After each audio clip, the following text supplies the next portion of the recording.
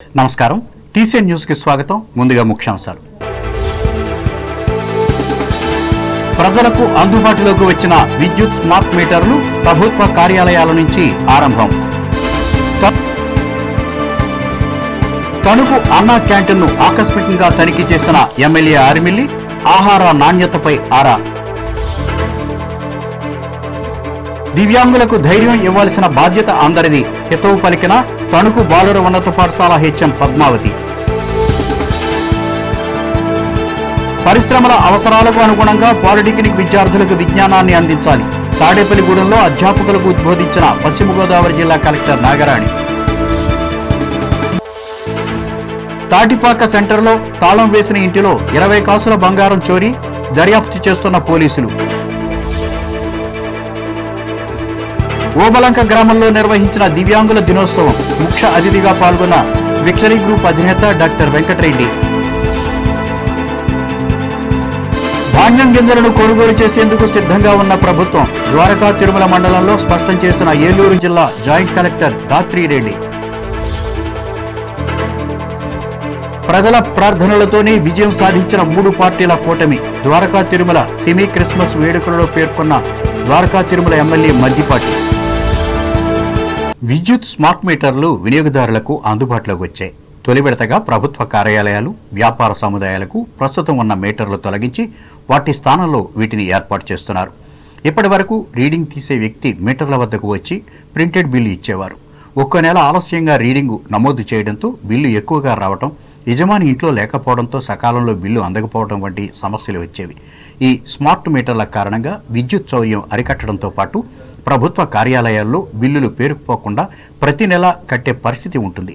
ఇప్పటికే పశ్చిమ గోదావరి జిల్లా వ్యాప్తంగా ఈ మీటర్లు ఏర్పాటు చేస్తున్నట్లు ఈ శాఖ జిల్లా అధికారి ఆలపాటి రఘునాథ్ బాబు తెలిపారు. జిల్లా వ్యాప్తంగా 7 లక్షల వేల మీటర్లు ఏర్పాటు చేయనున్నట్లు వెల్లడించారు. ఇప్పటికే 5,500 స్మార్ట్ మీటర్లు ఏర్పాటు చేశామన్నారు. వినియోగదారులకు నాణ్యమైన విద్యుత్ అందడంతో పాటు ఎప్పటికప్పుడు మీటర్ల రీడింగ్తో పాటు బిల్లు ఎంత అయిందో తెలుసుకోవచ్చని అన్నారు. భవిష్యత్తులో మీటర్లు ప్రీపెయిడ్గా ఉపయోగించేందుకు అవకాశం ఉందన్నారు. వినియోగదారుడు విద్యుత్ వృధా కాకుండా వినియోగంపై స్వీయ నియంత్రణ చేసుకునే వీలుంది. సెల్ ఫోన్ ద్వారా వాటి వివరాలు తెలుసుకోవచ్చని వెల్లడించారు.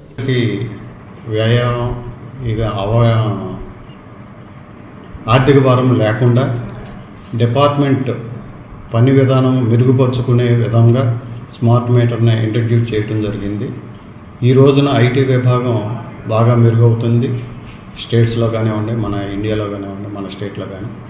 దానిలో భాగంగానే ఈరోజు స్మార్ట్ మీటర్ వ్యవస్థని ఇంట్రడ్యూస్ చేయడం జరుగుతుంది. దానివల్ల ఆర్థిక భారం కన్జ్యూమర్స్కి ఎటువంటిది జరగదు. అలాగే వాళ్ళకి మెరుగైన విద్యుత్ అందించడంలో ఒక భాగంగా వాళ్ళ ఈ స్మార్ట్ మీటర్ని వినియోగించడం జరుగుతుంది. తణుకు సొసైటీ రోడ్లో ఉన్న అన్నా క్యాంటీన్ను ఎమ్మెల్యే ఆరిమిల్లి రాధాకృష్ణ మంగళవారం సందర్శించి ఆహారం నాణ్యతపై ఆరా తీశారు. ఈ సందర్భంగా ఆయన మాట్లాడుతూ ఎన్నికల్లో ముఖ్యమంత్రి చంద్రబాబు నాయుడు ఇచ్చిన హామీలన్నింటినీ అమలు చేస్తున్నట్లు చెప్పారు. ఇందులో భాగంగా పేదలకు కడుపు నింపే అన్నా క్యాంటీన్ ఒకటని తెలిపారు.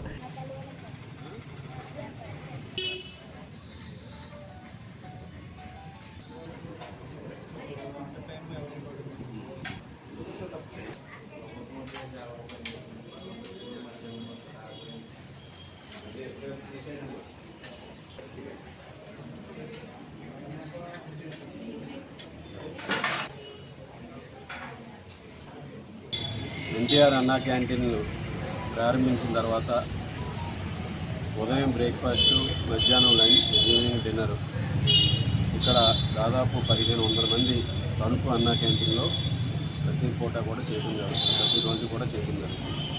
ముఖ్యంగా ఈరోజు ఇక్కడికి వచ్చిన వారందరూ కూడా చాలా ఆనందం వ్యక్తం చేస్తున్నారు. ముఖ్యంగా పేద, దిగువ, మధ్య తరగతి వారందరూ కూడా ఇక్కడ చంద్రబాబు నాయుడు గారు వచ్చిన తర్వాత అన్నా క్యాంటీన్ పునఃప్రారంభించిన తర్వాత వారందరూ కూడా ఎంతో సంతోషంతో ఇక్కడ ఉన్నటువంటి ఫుడ్ క్వాలిటీ కూడా చాలా బాగుంటుందని ప్రతి ఒక్కరు కూడా చెప్తున్నారు. ఈరోజు వారందరూ కూడా ముక్త కంఠంతో ఈ ప్రభుత్వం వచ్చిన తర్వాత అన్నా క్యాంటీన్ ద్వారా మా అందరికీ కూడా మా అందరి ఆకలి తీరడం జరుగుతుందని స్టూడెంట్స్ కానీ, కార్మికులు కానీ, అదేవిధంగా వివిధ పనుల నిమిత్తం తణుకు పట్టణం వచ్చే వారందరికీ కూడా ఇక్కడ ఈ అన్నా క్యాంటీన్ సర్వీసెస్ వారందరూ కూడా మెచ్చుకోవడం జరుగుతుంది. ఈ విధంగా చంద్రబాబు నాయుడు గారు కూటమి ప్రభుత్వం వచ్చిన తర్వాత అన్నా క్యాంటీన్లు గత ప్రభుత్వం అర్ధాంతరంగా మూసివేస్తే ఈరోజు పునఃప్రారంభించి పేదలందరికీ కూడా అందుబాటులోకి తీసుకొచ్చి ఆకలి తీరుస్తున్నటువంటి ప్రభుత్వం కూటమి ప్రభుత్వం. ఇదిలా ఉండగా ఇరగవరం రోడ్లో వేయించేసి ఉన్న వాసవి జ్యోతి మాన్యపల్లి నారాయణమూర్తి మెమోరియల్ వృద్ధ జనాశ్రమంలో వృద్ధులకు ఎమ్మెల్యే ఆర్మిల్లి రాధాకృష్ణ కుమారుడు అఖిల్ రత్న పంపిన దుప్పట్లను తెలుగుదేశం పార్టీ పట్టణ అధ్యక్షులు కరగల వెంకటకృష్ణ మంగళవారం అందజేశారు. ఈ కార్యక్రమంలో పార్టీ పట్టణ ప్రధాన కార్యదర్శి ఒమ్మి రాంబాబు, నాయకులు తాతపూడి మారుతీరావు, పచ్చిపాల మృత్యుంజయరావు, ఆశ్రమం అధ్యక్షులు గమిని రామచంద్రరావు, కార్యదర్శి కొల్లా నారాయణరావులు పాల్గొన్నారు.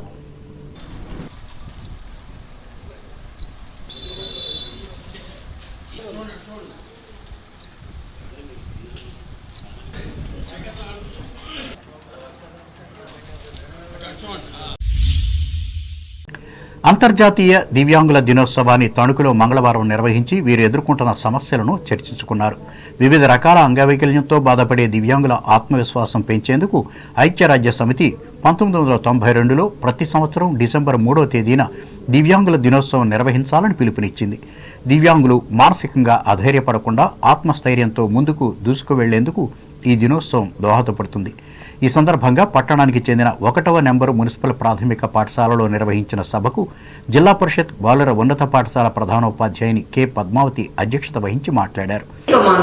తమ జీవితంలో ఉన్నటువంటి అంగవైకల్యాన్ని శాపం అని తిట్టుకుంటూ కూర్చోకుండా అధిగమించి విద్యారంగంలో ఇంకా అనేక రంగాల్లో ఉన్నతమైనటువంటి స్థానాలకు ఎదిగి మేము ఎవరితో కూడా తీసుకోము, సమస్తము ఉన్నటువంటి వారికంటే మేము కూడా ధీటుగా నిలబడగలము అనేటటువంటి స్పోర్ట్స్ రంగంలో కావచ్చు, విద్యారంగంలో కావచ్చు, అనేక ఉన్నతమైనటువంటి వ్యవస్థల్లో వారందరూ కూడా తమ జీవితాన్ని అందరికీ కూడా ఒక ఎగ్జాంపుల్గా ఉదాహరణగా నిలబెట్టి వాళ్ళందరూ కూడా ఇచ్చినటువంటి మెసేజ్ని బట్టి దాంట్లో మనం తెలుసుకోవాల్సింది ఏంటంటే పిల్లల్ని కూడా తల్లిదండ్రులు వారి యొక్క భవిష్యత్తు ముందుకు ఎలా తీసుకువెళ్ళాలి. ప్రభుత్వం కూడా ఎన్నో పథకాలు పెడుతుంది. స్కూల్లో కూడా వాళ్ళని ప్రత్యేకించి మీరు ఆ స్కూల్కే వెళ్ళాలి, అక్కడే చదువుకోవాలని కదా, అందరి పిల్లలతో సమానంగా వాళ్ళతో పాటుగా వీళ్ళు కూడా ధీటుగా రాణించడానికి వీలుగా ఉండేలాగా అనేకమైనటువంటి ప్రయత్నాలు చేస్తుంది. ఇంకా మండల విద్యాశాఖ అధికారి వి హైమావతి, ఉపాధ్యాయులు పాల్గొన్నారు.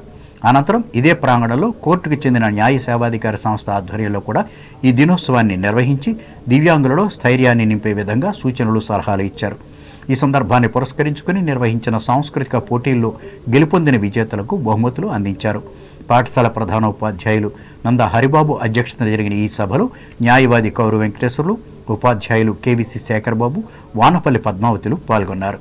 ఈ సందర్భంగా విద్యార్థులకు స్వీట్లు, పళ్లు పంచిపెట్టారు. ఇటీవల కురిసిన వర్షాలకు తడిసి నష్టపోయిన రైతులను ఆదుకోవాలని ఇరగవరం మండలం తూర్పు విప్పరు గ్రామ రైతులు ప్రభుత్వాన్ని కోరుతున్నారు.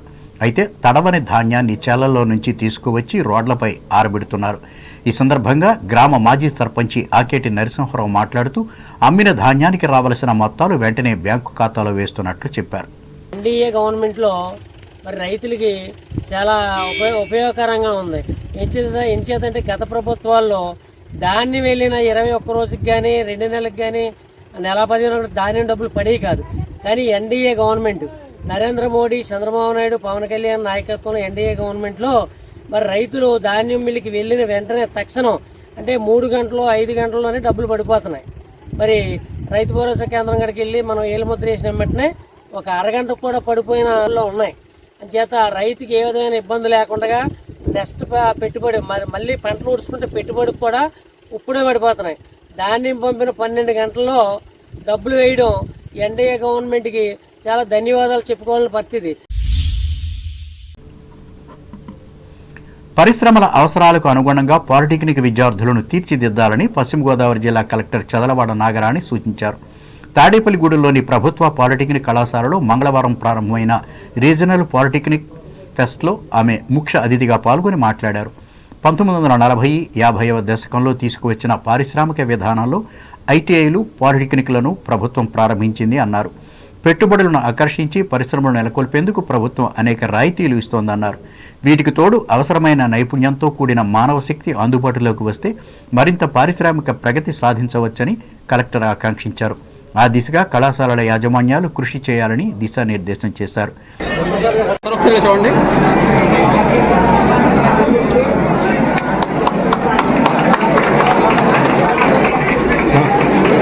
టెక్నిక్స్ ని ఐటీఐస్ ని స్టార్ట్ చేయడం జరిగింది. అంటే ఇండస్ట్రీకి కావాల్సిన మ్యాన్ పవర్ ఇవ్వడానికి అనుగుణంగా పాలిటెక్నిక్స్ ని గవర్నమెంట్ స్టార్ట్ చేయడం జరిగింది.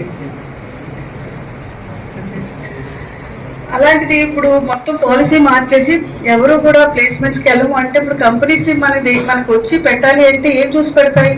వారికి గవర్నమెంట్స్ చాలా ఇస్తారు. వారికి ఒక ఇండస్ట్రీని ఆహ్వానించడానికి మీకు చాలా ఇన్సెంటివ్స్ ఇవ్వడం జరుగుతుంది. Land, water, power, subsidies, tax subsidies అన్ని ఇస్తారు. బట్ అన్నిటికంటే ముఖ్యమైనది ఏంటంటే మ్యాన్ పవర్ ఉంటే వారందరూ వస్తారు. ఒక విల్లింగ్నెస్ టు వర్క్ అనేది మన సొసైటీలో మన పిల్లల్లో ఉంటే మంచి ఇండస్ట్రీస్ వస్తాయి. ప్లస్ నేను ఇంకొకటి చెప్తాను, ఎవరన్నా పేదరికం నుంచి బయటికి తీసుకురావడానికి గత 50 సంవత్సరాలుగా అనేక కార్యక్రమాలు చేసిన ప్రభుత్వం ఒక విద్యార్థిని పాలిటెక్నిక్ విద్యలో కనుక మనం జాయిన్ చేస్తే వాళ్ళు 3 సంవత్సరాలు చదువు తర్వాత చక్కగా మంచి ఉద్యోగం 20,000, 25,000 అయితే గ్యారంటీగా చెప్పగలను వాళ్ళకి వస్తుంది. ఈ కార్యక్రమం కోఆర్డినేటర్ కళాశాల ప్రిన్సిపల్ డి ఫణీంద్ర ప్రసాద్ జ్యోతి ప్రజ్వలన చేశారు. Technical education regional joint director J Satyanarayana Murthy ribbon కత్తిరించి ఫెస్ట్ను ప్రారంభించారు.